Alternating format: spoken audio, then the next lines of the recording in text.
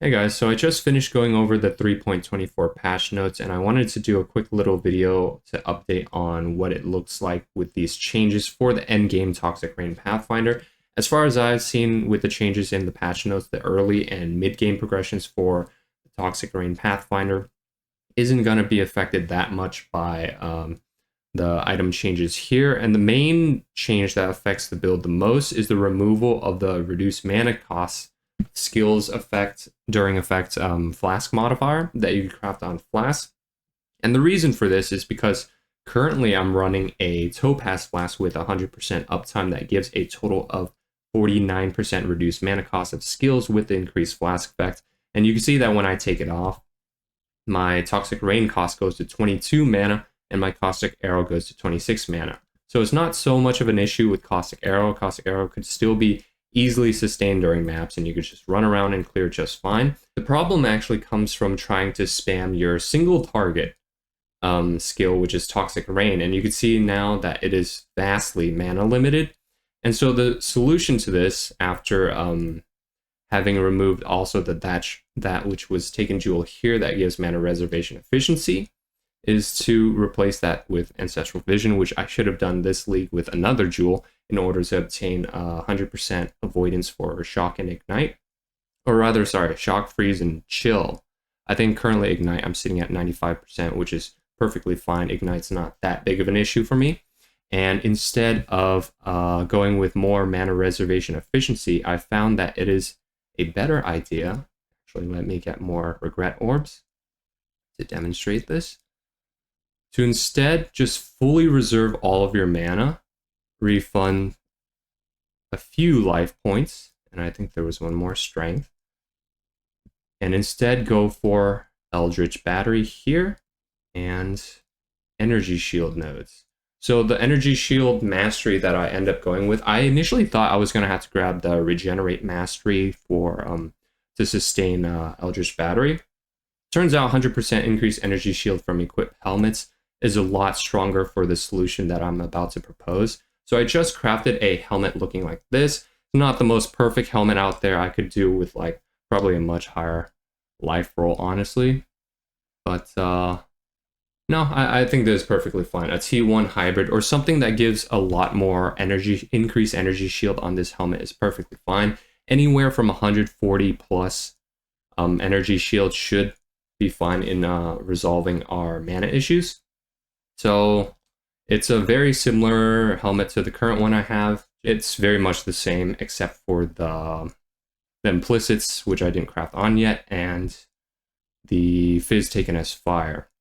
So here you can see if I move all the skills over and equip this, because of the mastery, energy shield mastery here, I now instead get 400 energy shield to be working with instead of, I believe, 300? Either 200 or 300, 270, which with 270, it's still doable, but you could spam for like quite a few seconds before you're mana limited, or in this case, energy shield limited. But with the 100% increased energy shield, you have a much larger pool to be dealing with. And although the regeneration doesn't like outscale your current expenditures and will eventually like become energy shield limited again, it's not nearly that big of an issue, because for anything you fight, if a boss is actually lasting that long, which as far as I've played with this build so far, it's been more of a map blaster than a boss fighter. I haven't exactly like oriented or geared this build towards uber boss farming or anything like that. So really the only content this build currently struggles with, and even previously still did struggle with, was uber boss fighting, unless of course you can make up for it with sheer skill, which I have none of. But for the purposes of like primarily just mapping and like interacting with the content that I personally enjoy, this is a sufficient fix to the quote-unquote nerfs that are coming in 3.24. I think there was one more thing I forgot to mention, and that was the elemental flask changes. So here you could see a Quicksilver flask, and I added all the incoming changes in 3.24 to simulate what the build will look like. So I added the 40% to all elemental resistances, 5 +5 max to all elemental resistances, as well as the effect of Taste of Hate to this Quicksilver Flask.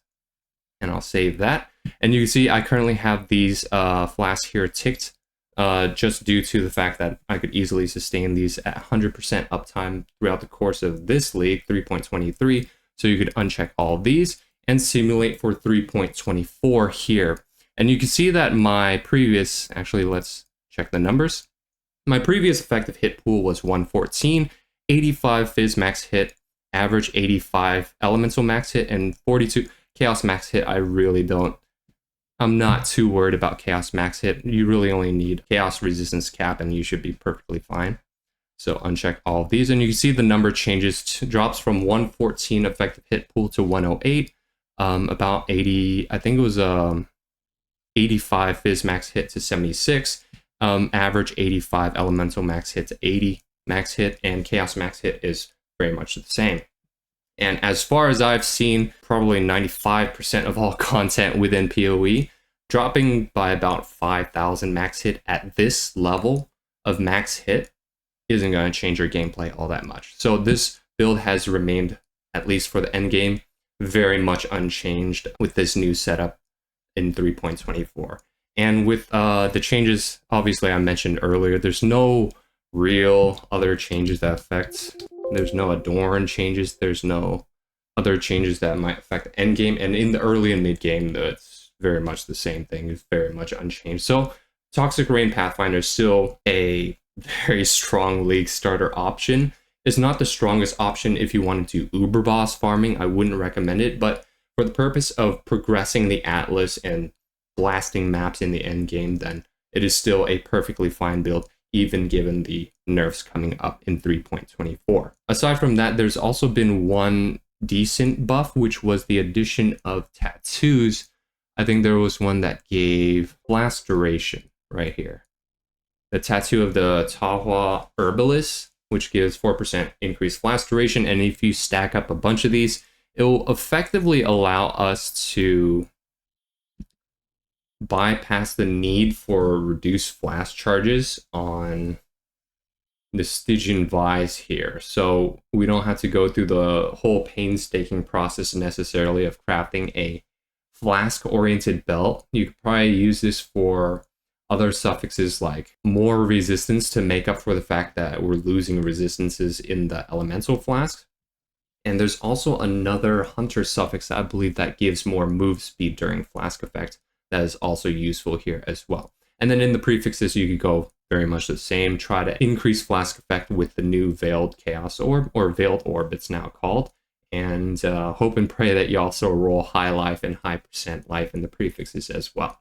And so yeah, that's it for all the changes coming up in 3.24 for the Toxic Rain, or rather, Widowhail Toxic Rain Pathfinder. And thanks for watching the video, and I hope to see you guys next time.